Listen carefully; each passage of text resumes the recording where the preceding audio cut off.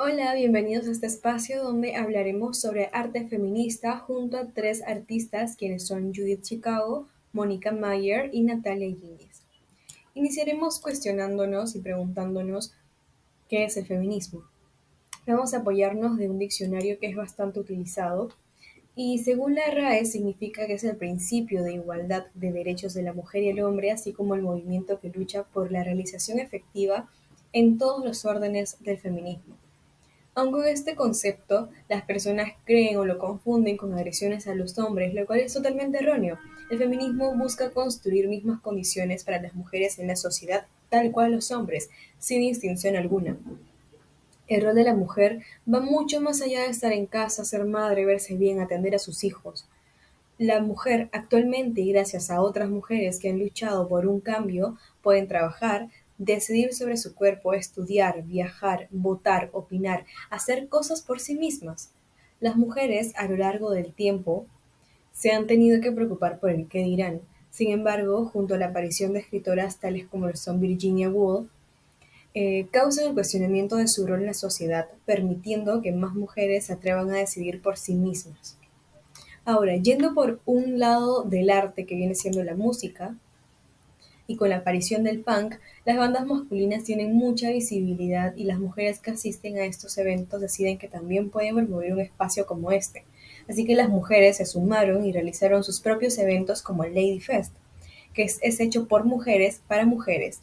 Con el paso del tiempo dejó de solo ser música y se le agregaron las demás artes, tales como una feria de pinturas, de manualidades, poesías, performance, videoarte, documentales, fotos, etc. Se expandió desde Washington, Boston hasta España, Argentina, Colombia, México e incluso Nicaragua.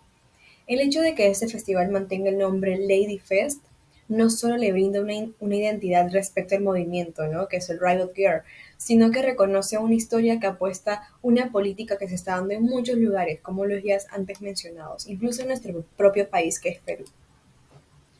Ahora, vamos a hablar sobre el arte feminista. Este debemos mencionar que ha causado títulos como revolución o rebeldía, así que conozcamos un poco más sobre él. Inicia en 1960, es de mujeres sobre mujeres y en base a su condición social o situación social, lo que muestra es una postura política y que cuestiona, ya que muestra temas que en ese entonces eran tabú, como mostrar de más, o quizá el uso de los tampones, o el método anticonceptivo, el hecho de cómo salen embarazadas las mujeres, así como viene siendo las violaciones, la violencia a la mujer, los feminicidios, etcétera. El arte feminista usa el arte tradicional como las pinturas, los dibujos, los videos y todo tipo de arte, pero incluye lo que viene siendo materiales que son relacionados con las labores domésticas de la mujer, tales como el bordado, como tender la ropa, como limpiar la casa, labores domésticos de la mujer. Ahora pasaremos a hablar sobre Judith Chicago. Ella nació en 1939, es una profesora, escritora, artista y activista feminista, cuestiona la sexualidad y la representación femenina en el ámbito artístico, crea un espacio para el feminismo dentro del Instituto de Artes de California, que viene siendo una de sus primeras exposiciones, que es The Woman House, y también tiene otro proyecto que es The Dinner Party. En la exposición de The Woman House, ella trabaja junto con Miriam Shapiro, quien es otra activista feminista y artista también, y juntas dirigen y escuchan a las universitarias en The Woman House, ya que en ese espacio se reúnen y hablan sobre algunas de sus experiencias dentro de este espacio que viene siendo la sociedad. Otro de sus proyectos fue The Bathroom House y junto a él se presentaron otros como The Menstruation Bathroom o el Bridal Staircase, y también el Nurturing Kitchen. Todos ellos representan parte de la vida de la mujer y lo que conlleva a ello. Así que nos propone reflexionar sobre este tipo de situación o de acondicionamiento que se le da a la mujer en la sociedad. Continuamos con otro de sus proyectos que fue The Dinner Party, que fue exhibida en 1979. Este consta de una cena que reúne a 39 mujeres que han aportado en el camino del feminismo. Eh, Son platos pintados con vulvas y con un mantel bordado con el nombre de todas estas mujeres. Todo esto se da con el fin de conmemorar y honrar a las mujeres que han causado un impacto en la sociedad, ¿no? Femenina, incluso, con mayor prioridad en la sociedad femenina, ¿no? Mostrando logros y enseñanzas a las posteriores generaciones. Continuamos con Mónica Mayer. Ella nació en 1954, es una activista performer feminista. Ella estudió en The Woman Building y en The Feminist Studio Work. Tiene algunos proyectos como El Tendero y Polvo de Gallina Negra. Vamos a hablar primero sobre El Tendero. En primer lugar, algo que da mucha curiosidad es el hecho de que toma la acción de colgar, tal como si fuese ir a colgar una prenda, lo que alude a una actividad doméstica. Pero en cambio tenemos pequeñas tarjetas de color rosa que las mujeres de diferentes edades han rellenado con la frase, como mujer lo que más detesto de la ciudad es. Esto con el paso del tiempo ha ido cambiando y se agregaron nuevas preguntas como ¿cuál fue la primera vez que te acosaron? ¿Qué has hecho o harías contra el acoso? ¿O cuál fue tu experiencia de acoso más reciente? Va profundizando un poco más en las experiencias de la mujer. Luego tenemos Polvo de Gallina Negra, que este se fundó en 1983. Fue el primer colectivo de arte feminista en México. Mónica Mayer junto a Maris Bustamante y Herminia Dosal, que no se quedó mucho tiempo en el colectivo, pero también fue parte. Y bueno, durante 10 años realizaron acciones, manifestaciones en medios de comunicación buscando analizar la imagen de la mujer en el arte y los medios de la comunicación, como estudiar y promover la participación de la mujer en el arte, crear imágenes a partir de la experiencia de ser mujer en un sistema tan patriarcal, al igual que todas esas están presentadas desde una experiencia con el fin de transformar el mundo visual y generar un cambio en la realidad. Por otro lado, otro de sus proyectos es Madres, que se da tras los embarazos de Mónica y de Maris, en el cual toman una de sus acciones que es la más relevante y es Madre por un Día, en el que realizan un programa con una gigante audiencia ante miles de personas. Y Mayer considera que la televisión es un medio bastante potente para poder expander y llegar a más personas con lo que viene siendo el arte político.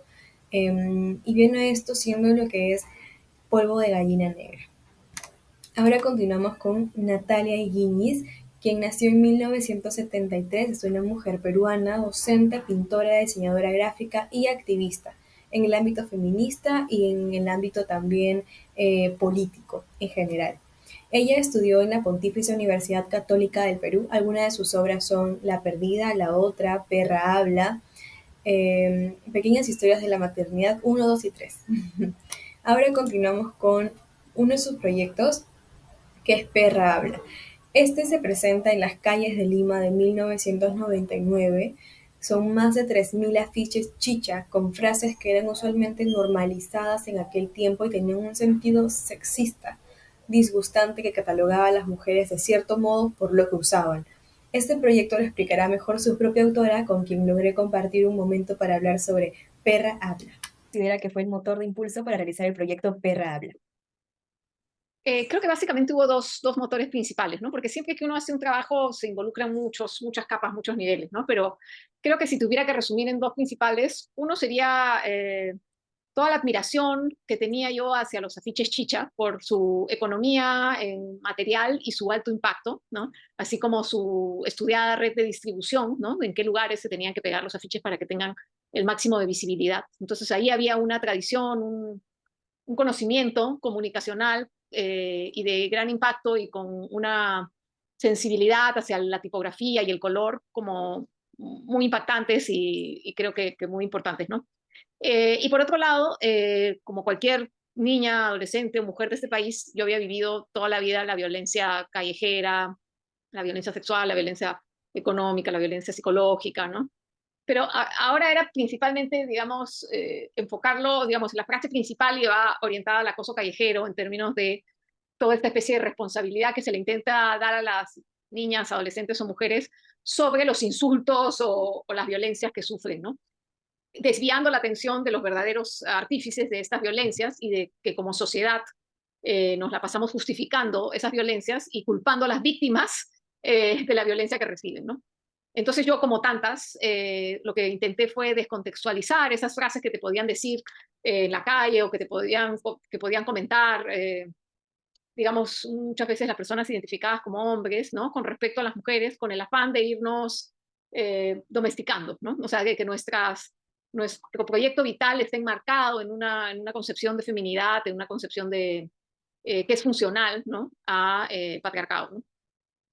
Una pregunta tenemos, ¿cuál fue el impacto y los alcances logrados con Perra Habla? Digamos, yo lo planteé y después me asocié con Sandro Venturo y formamos el colectivo La Perrera, pero yo llegué a él porque yo quería, digamos, su experiencia como sociólogo, ¿no? Y comunicador, y lo que yo quería era generar una pregunta abierta, ¿no? Por eso los espacios tradicionales del arte me parecían como muy limitados. Eh, Siempre me ha interesado, digamos, en mi trabajo artístico y activista, la posibilidad de dialogar, de conversar con gente que no necesariamente está en tu círculo más cercano, ¿no? Y tener una conversación con personas y pensamientos mucho más diversos, ¿no? De distintas realidades, de distintas miradas, distintas tradiciones, enfoques, ¿no? Entonces, claro, era como la calle es un espacio, ¿no? De encuentro, o debería ser sobre todo un espacio de encuentro público, ¿no? Político, de gente diferente, ¿no? Entonces, para mí era fundamental hacer esta pregunta, ¿no? Que no estaba hecha en términos de pregunta, ¿no? Porque cuando hacemos las preguntas o las aseveraciones clásicas, ¿no? Como alto a la violencia, no a las drogas o cosas así, ¿no? En realidad entra por un oído y sale por el otro, ¿no? O sea, tenemos que buscar estrategias que nos hagan pensar en nuestras propias contradicciones entre lo que pensamos y lo que hacemos realmente, ¿no? Eso es ahí donde me interesa, digamos, trabajar, ¿no? A partir de esos discursos que en lo políticamente correcto funcionan, pero en la vida cotidiana no, ¿no? Entonces, a mí me interesa, digamos, la pregunta era una pregunta un poquito abierta en términos del espacio de la calle. A mí me interesaba que hice como 3.000 afiches que los pegué en todo Lima, ¿no? Y esa pregunta tuvo una respuesta importante a través del correo electrónico, porque el afiche tenía un correo electrónico, entonces era importante las dos calles, ¿no? La calle física y la calle virtual, que empezabas a darse con cada vez más fuerza, ¿no? Desde el año 99, más o menos, ¿no? Un poquito antes, pero digamos, ha ido increciendo de una manera, pues, que ahora vemos que es para algunos lo virtual hasta más importante que lo físico, ¿no? Pero en ese momento recién estaba empezando y nos pareció como muy importante el poder hacer dialogar, ¿no? Y tener alguna manera de recibir también opiniones, ¿no? Entonces, por eso hubo un correo electrónico que se llenó, a pesar de que en esa época no mucha gente tenía correo electrónico, pero recibimos como 200 respuestas en una semana, o sea, fue así como de todo tipo, respuestas que preguntaban qué es esto, ¿no? Gente que decía, sí, ninguna mujer se salva, todas son unas perras, ¿no? Este, gente que decía, esto es una veterinaria, ¿no? No sé, o sea, fue gente que hacía chistes machistas, entonces fue bien interesante porque después en la carrera estuvimos yendo a universidades, a institutos, un montón de gente quería conversar, a ONGs feministas, y trataban como de abrir sus mentes a que no todo se hace diciendo no a las drogas, ¿no? Sino, o para la violencia contra la mujer con una mano, ¿no? Y que a veces hay que confrontar un poco, ¿no? Esos sentidos comunes, ¿no? Y, y a veces sí, o sea, mucha gente en muchas casas, en muchos lugares empezó a conversar de cosas que no se habían conversado antes, ¿no? Tienen derecho, no tienen derecho, sí, una mujer que sale en minifalda, puedes gritarle o no puedes gritarle. Yo sé hasta parejas que se separaron porque el chico decía, sí, tienen razón, las chicas son una fer, y las chicas decían, Dios mío, ¿con qué monstruo estoy? ¿No? O en todo caso servía para discusiones que pudieran enriquecer, ¿no? La mirada sobre estos temas, ¿no? Entonces fue una experiencia bien interesante y además, claro, después he trabajado otros proyectos también en la calle, ya no en la perrera, sino individualmente, pero cada uno con características distintas y al mismo tiempo como son trabajos que les llaman esculturas sociales, porque la obra no es el afiche o la obra no son digamos, los paneles, las infografías que se hicieron para contar, digamos, para mostrar las fotos del afiche en la calle o las respuestas de los mails, ¿no? Sino que la obra son todas esas conversaciones, esas discusiones, esas reacciones, ¿no? Que se daban frente al estímulo, ¿no? Ahora, como conclusión, actualmente las mujeres siguen luchando por lograr esta equidad en los derechos. Proponen más herramientas de apoyo para mujeres y hay más organizaciones que se encargan de impartir conocimientos necesarios para que tomen el control de todas las decisiones de su vida, así como la dirección misma de su vida. Por último, tenemos las referencias y pues esto sería todo. Espero que les haya interesado lo que viene siendo el arte feminista y es eso. Muchas gracias.